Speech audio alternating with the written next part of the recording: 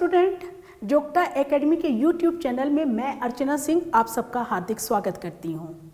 जैसा कि आप जानते हैं, जोगटा एकेडमी ने हिंदी के लिए एक सीरीज़ चलाई है। उसमें उन सभी विषयों को हम कवर करेंगे जो आपकी परीक्षा में आते हैं। जैसे पिछली जो हमारी वीडियो थी उसमें हमने आपको भाषा, उसके भेद और भाषा के विविध रूप जो थे वो आपको बताए थे। आज का जो हमारा विषय है वो है वर्ण विचार। हम अपनी जो ये वीडियो शुरू कर रहे हैं उससे पहले एक सूचना आपको दे दें कि जैसा आप जानते हैं ये जोगटा एकेडमी शिमला और चंडीगढ़ दोनों जगह पर है। और चंडीगढ़ का जो हमारा एकेडमी है, जो हमारा सेंटर है, वहाँ पर 21 अप्रैल से HAS के बैच जो हैं वो शुरू हो रहे हैं। तो आप दिए हुए नंबर पर इंक्वायरी कर सकते हैं और इसके लिए रजिस्ट्रेशन ओपन है। तो अपनी वीडियो शुरू करते हैं और आज हम आपको पढ़ाएंगे वर्ण विचार। अब सबसे पहले ये बात आती है कि वर्ण क्या होते हैं। देखिए, वर्ण जो है वो भाषा की सबसे छोटी इकाई होती है। सबसे छोटी इकाई क्यों? क्योंकि बिना वर्णों की पहचान के, बिना वर्णों को सीखे हुए हम भाषा पढ़ ही नहीं सकते और सीख भी नहीं सकते। आप स्टूडेंट याद कीजिए, जब आप पहली बार स्कूल गए थे तो वहाँ आपको सीधे किताब नहीं पढ़ा दी गई थी, आपको वहाँ पुस्तक नहीं पढ़ा दी थी पूरी, या कोई पाठ नहीं पढ़ाया था, बल्कि आपको वहाँ पर सबसे पहले वर्ण सिखाए थे। तो ये जो वर्ण है हमारे, इसकी जो परिभाषा है वो है कि वर्ण भाषा की सबसे छोटी इकाई है। छोटी इसलिए है क्योंकि यहीं से भाषा सीखना हम आरंभ करते हैं। भाषा को सीखने से पहले हमें वर्णों को समझना पड़ेगा, पहचानना पड़ेगा और सीखना पड़ेगा। ये वर्ण जो होते हैं इनके टुकड़े नहीं हो सकते। टुकड़े होने से मतलब है, अब टुकड़े कैसे करेंगे? कोई हथौड़ी लेके तो करेंगे नहीं। टुकड़े हम कैसे करेंगे? हम इनका विच्छेद करेंगे। मान लीजिए हमारे पास का एक वर्ण है, ये देखिए ये का वर्ण है। अब अगर इसका आप विच्छेद करें तो आप क्या कर सकते हैं? जरा इसमें से जो अ है वो हम आपको बाद में बताएंगे कि इसके अंदर क्या क्या छिपा हुआ है। तो जो अ है वो हम बाहर निकाल देंगे। ये हमारा यहाँ पे हलंत लग गया, यानी ये आधा हो गया क्योंकि क में से यहाँ अ आ गया। अब ये अ जो है इसको आप और आगे विच्छेद नहीं कर सकते। तो एक ऐसी स्थिति आती है जब ये जो वर्ण है इसका विच्छेद नहीं हो सकता। तो बहुत सीधे सरल शब्दों में बता देते हैं, भाषा की जो सबसे छोटी इकाई है वो वर्ण है और इसके टुकड़े नहीं हो सकते। अब जैसे आपका ये देखिए अ, आ, क, ख, च, छ आदि, यही आपने आरंभ में सीखे होंगे, हमने भी यही सीखे थे। अब है ये जो हमारे अ, आ हैं, यानी जो हमारे वर्ण हैं, ये एक व्यवस्थित समूह के अंदर आने चाहिए। यानी आप का के बाद छ बोल दें या छ के बाद आप टा बोल दें, टा के बाद आप पा बोल दें, तो ये हमारा क्रम बिगड़ जाएगा। तो जब हम वर्णों को व्यवस्थित क्रम में रखते हैं वो हमारी कहलाई जाती है वर्णमाला। ये हमने यहाँ लिखा हुआ है, वर्णों के व्यवस्थित समूह को वर्णमाला कहते हैं। व्यवस्थित से मतलब है क्रम के अनुसार आना। अगर अ है तो उसके बाद आ ही आएगा। उसके बाद अगर अ के बाद आप सीधे अ कर दो या अंग कर दो तो वो व्यवस्था जो है बिगड़ जाएगी। तो फिर वो वर्णमाला नहीं कहलाई जाएगी बल्कि वो वर्ण ही रहेंगे। अब ये जो वर्ण हैं इनकी ध्वनि अलग अलग आती है। किसी की हम कैसे बोलते हैं, किसी की हम कैसे बोलते हैं, और हम इन्हें अलग अलग ढंग से लिखते हैं, अलग अलग तरीक़ों से लिखते हैं। तो ये इस आधार पे हमने वर्ण के दो भेद किए, एक स्वर और दूसरा व्यंजन। स्वर में क्या आता है? जैसे अ, आ, ई, उ, ओ, ये हमारे स्वर हैं। व्यंजन में हमारे क से लेकर ह तक आते हैं। अब है कि हमारे स्वर क्या है? तो स्वर वे वर्ण हैं जो स्वतंत्र रूप से बोले जाते हैं। अब स्वतंत्र रूप का मतलब क्या है? यानी जब हम इनको बोलते हैं तो हमारे मुख से जो ध्वनि है वो बिना किसी अड़चन के, बिना किसी बाधा के, बिना किसी रुकावट के बाहर आ जाती है। देखिए स्टूडेंट, जब हम कोई भी वर्ण या कोई भी ध्वनि अपने मुंह से निकालते हैं तो वो ध्वनि बाहर कैसे आती है? वायु के साथ आती है। तो वायु का जो है वो बड़ा रोल है हमारे बोलने में, ठीक है। तो ये जो स्वर होते हैं ये स्वतंत्र रूप से बोले जाते हैं, यानी किसी अन्य की हमें सहायता लेनी नहीं पड़ती, अपने आप से ही इनकी ध्वनि आती है। और इनके उच्चारण में जो श्वास वायु है हमारी, क्योंकि उसी के साथ वर्ण बाहर आएगा ना, वो बिना किसी रुकावट के निकल जाती है। और इनको बोलने के लिए समय भी बहुत कम लगता है। इनकी संख्या जो है वो 11 होती है, जैसे अ, आ, ई, उ, रे, ए, ओ और औ। ये हमारे 11 स्वर हैं। इनमें जो री है ये संस्कृत में प्रयोग होती है। आजकल इसको जो है वो इस तरह से लिखा जाने लगा है, तो ये भी मान्य हो गया है। अब है कि जो हमारे स्वर हैं उनके 3 आगे भेद हैं। भेद किस लिए है? इनके 3 भेद किस आधार पे हैं कि इनको बोलने में कितना समय लगता है। किसी को बोलने में हमें बहुत कम समय लगता है, किसी को ज़्यादा लगता है, किसी को और भी ज़्यादा लगता है। तो कितना समय लगता है उस आधार पर हमने स्वरों को 3 भेदों में बांटा। ये देखिए हमने यहाँ लिखा हुआ है, ये स्वर है। इसका पहला भेद है ह्रस्व स्वर, दूसरा है दीर्घ स्वर और फिर प्लूत स्वर। ह्रस्व स्वर क्या है? ह्रस्व का शाब्दिक अर्थ होता है छोटा। अब छोटे से मतलब ये नहीं है कि आप उसको इतना छोटा सा लिख दो और भाई एक आप इतना बड़ा लिख दो, ये मतलब नहीं है। छोटे से मतलब है कि उसको बोलने में कितना समय लग रहा है। और यहाँ पे ये देखिए हमने इसकी परिभाषा लिखी हुई है कि जिन स्वरों के उच्चारण में एक मात्रा का समय लगता है। अब मात्रा क्या है यहाँ पर? मात्रा यहाँ पर है कितना समय लग रहा है, यानी समय के लिए ही मात्रा यहाँ पर शब्द इस्तेमाल किया गया है। अर्थात इनको बोलने में कम समय लगता है। इनकी संख्या 4 होती है, यानी जो हमारे स्वर हैं 11, उनमें से 4 जो हैं वो हमारे ह्रस्व स्वर हैं, अ, ई, उ और रे। ये हमारे 4 ह्रस्व स्वर हैं। इनको बोलने में बहुत कम समय लगता है। परिभाषा के अनुसार 1 मात्रा का समय लगता है। अब है हमारा, ये देखिए यहाँ पर दीर्घ स्वर। दीर्घ का मतलब होता है बड़ा।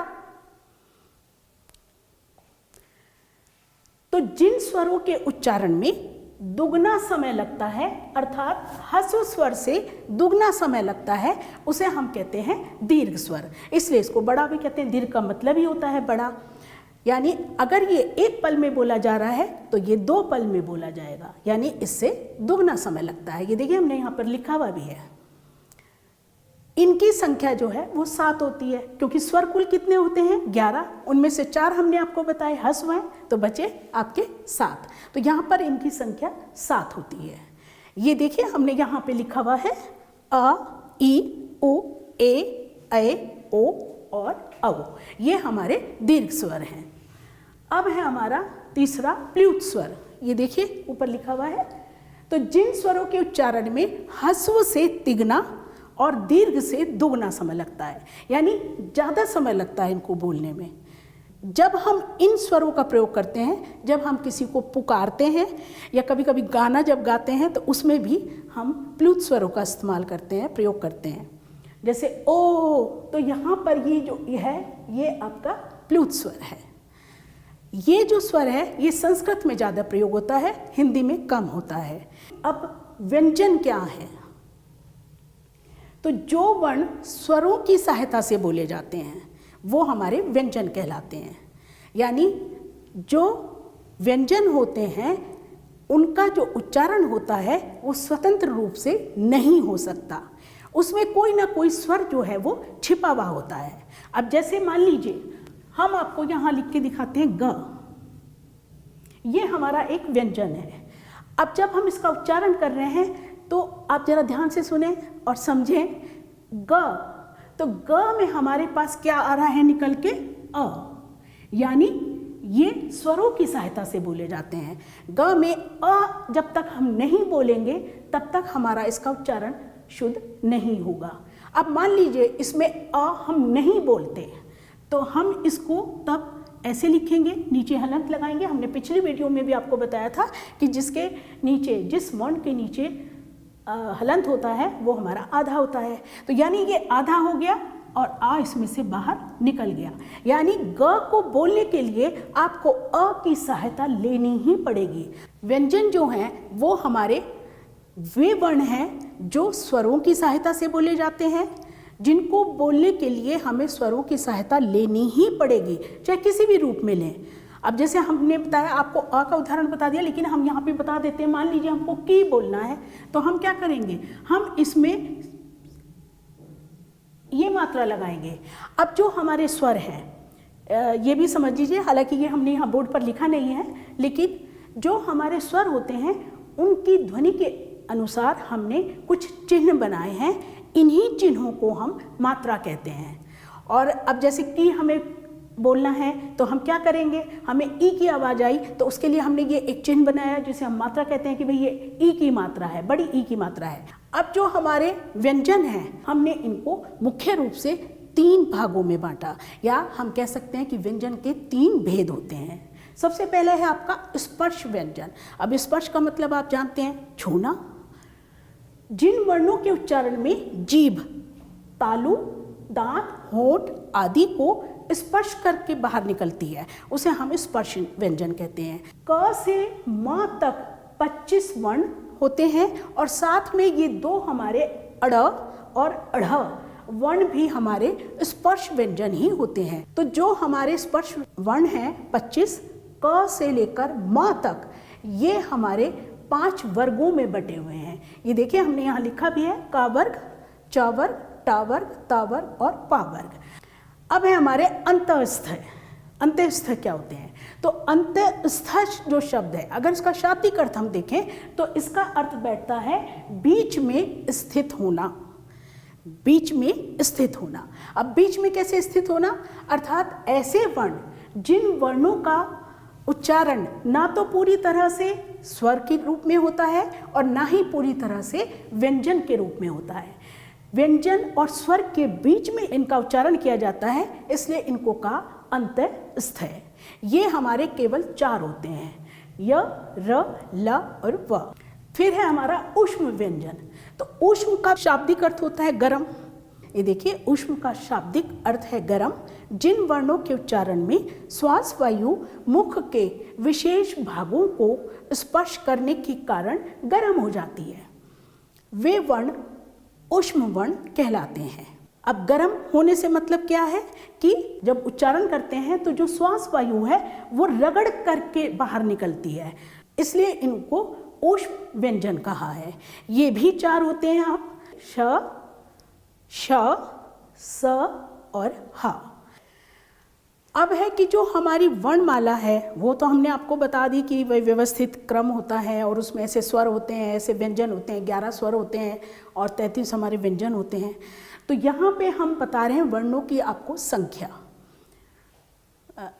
अ से औ तक और इरी ये हमारे स्वर होते हैं, इनकी संख्या 11 होती है।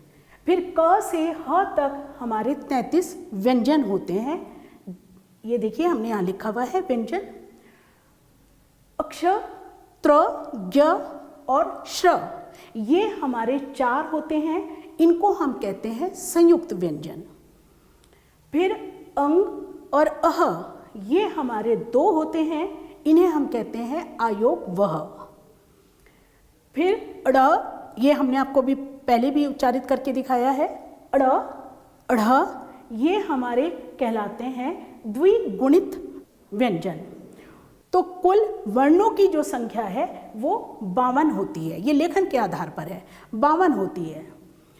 अब हमने आपको स्वर बता दिए हैं, हमने आपको व्यंजन बताया जो स्वरों की सहायता से बोले जाते हैं, अकेले नहीं बोले जा सकते, और इनको जब हम बोलते हैं तो श्वास वायु थोड़ी सी रुकावट के साथ बाहर आती है। अब हमारा है संयुक्त व्यंजन। संयुक्त व्यंजन क्या है, तो जो वर्ण 2 असमान व्यंजनों के मेल से बनते हैं उन्हें हम कहते हैं संयुक्त व्यंजन। जैसे क में श है और अ है, यानी तीनों असमान हैं और एक नया वर्ण बन गया, ये हुआ अक्षर।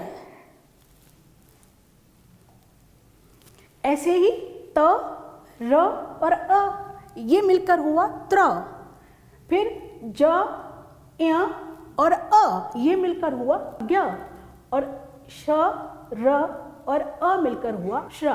तो ये 3 वर्ण मिले जो बिल्कुल एक दूसरे से मेल नहीं खाते, यानी असमान हैं, और एक नए वर्ण का इन्होंने निर्माण कर दिया। तो वो हमारे होते हैं संयुक्त व्यंजन, यानी इनमें 3 वर्णों की ध्वनि जो है वो एक साथ आती है। अब है अयोगवाह। ऐसे वर्ण जो ना स्वर होते हैं और ना व्यंजन होते हैं। ये लिखे तो स्वरों की तरह जाते हैं, लेकिन इनका जो उच्चारण होता है वो व्यंजनों की तरह होता है। जैसे अंग, अब इसमें ग आ रहा है तो ग क्या है, हमारा व्यंजन है। लिखा हमने इसको किस तरह है, स्वरों की तरह है। ऐसे ये अ है, अह, इसमें ह का हमारे पास उच्चारण आ रहा है, लिखा हमने इसे स्वरों की तरह है। तो ये ना तो स्वर होते हैं और ना ही ये व्यंजन होते हैं, उन्हें हम अयोगवाह कहते हैं।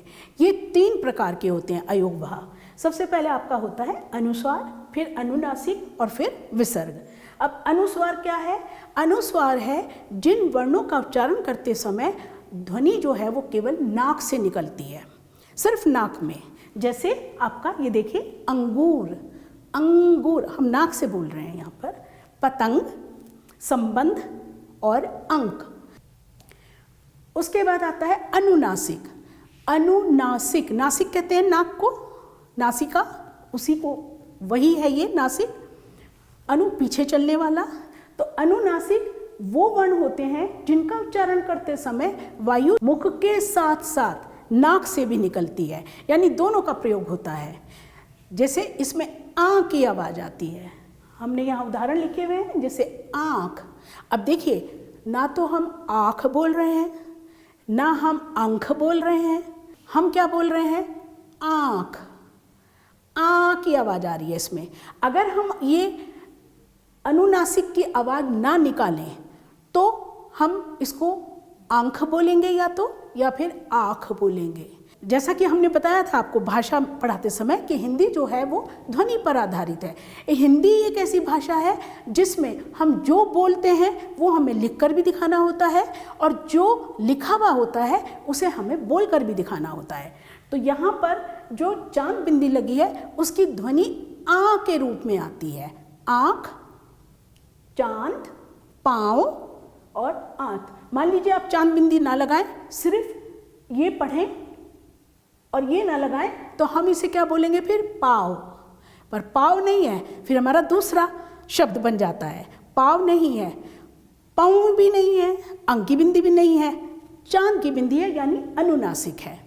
तो अनुनासिक क्या हुआ? जिसको बोलते समय हम मुंह और नाक दोनों का प्रयोग करते हैं। फिर हमारा आता है विसर्ग। विसर्ग भी ना तो स्वर होते हैं और ना ही व्यंजन होते हैं। इनका जो उच्चारण है वो ह की तरह होता है, और इनको हम लिखने के लिए क्या करते हैं? ये 2 बिंदु ऊपर नीचे हैं, ये देखिए हमने लिखा हुआ है यहाँ, ये प्रदर्शित करते हैं कि यहाँ पर विसर्ग लगा है। जैसे ये देखिए सामान्यतः, है ना, ये देखिए दुख, तो यहाँ पर ह की ध्वनि ये आती है।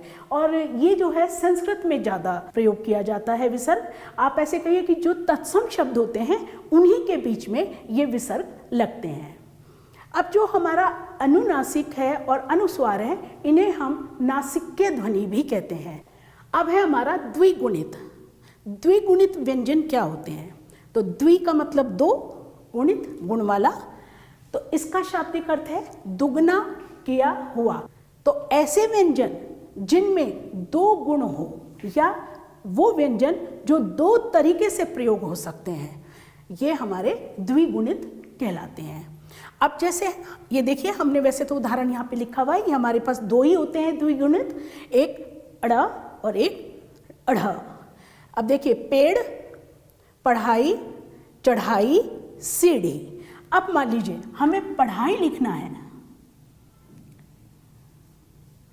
ये हमारा व्यंजन है ढ, ठीक है। ये ढ व्यंजन है। अब हम जब इसका उच्चारण करेंगे तो हम करेंगे पढ़ाई। अढ़ा नहीं बोल रही हूं मैं, हम कह रहे हैं पढ़ाई। अब इस ढ को अढ़ा बनाने के लिए हम यहाँ एक ये बिंदु लगाते हैं, इसे हम कहते हैं तल बिंदु।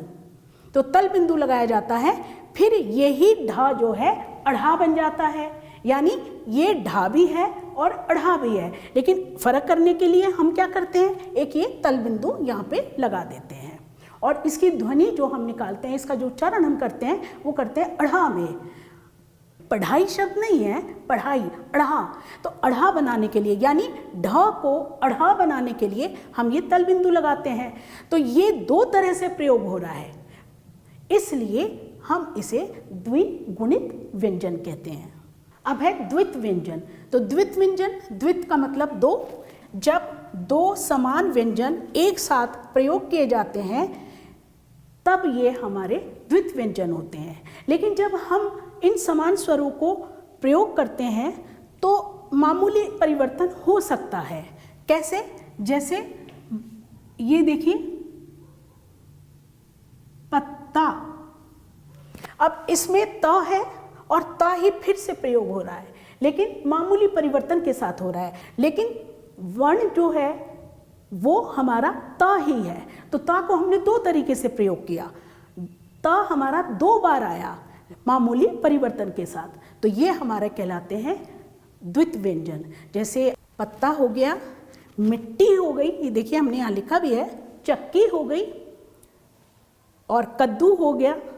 इन सब में द्वित व्यंजन का प्रयोग हुआ है। आशा करती हूँ कि आपको ये वीडियो पसंद आई होगी। यदि पसंद आई है तो प्लीज़ इसे लाइक कीजिए, शेयर कीजिए, अपने दोस्तों के साथ ज़रूर शेयर कीजिए और चैनल को सब्सक्राइब कीजिए।